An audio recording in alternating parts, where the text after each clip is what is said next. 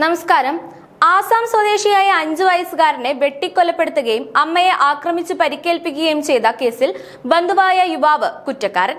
ശിക്ഷ വെള്ളിയാഴ്ച വിധിക്കും. 2023 മാർച്ച് 30-ന് മുപ്ലിയത്തുള്ള ഐശ്വര്യ കോൺക്രീറ്റ് ഇഷ്ടിക കമ്പനിയിലാണ് കൊലപാതകം നടന്നത്.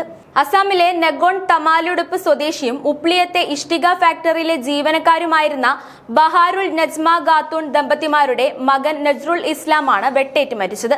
നജ്മയുടെ മാതാവിന്റെ ചേച്ചിയുടെ മകനാണ് പ്രതി ജമാഉൽ ഹുസൈൻ. ഇഷ്ടിക കമ്പനിയോട് ചേർന്നാണ് കുടുംബം താമസിച്ചിരുന്നത്. സംഭവം നടക്കുന്നതിന്റെ തലേന്നാണ് ജമാൽ ഹുസൈൻ ഇവിടേക്ക് എത്തുന്നത്.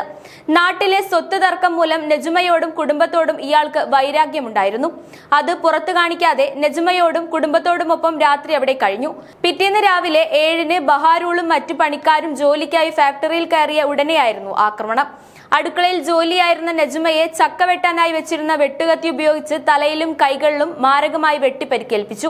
അടുത്തിരുന്ന് ഭക്ഷണം കഴിച്ചിരുന്ന 5 വയസ്സുകാരൻ നജ്റുൽ ഇസ്ലാമിനെ കഴുത്തിൽ വെട്ടിക്കൊലപ്പെടുത്തി.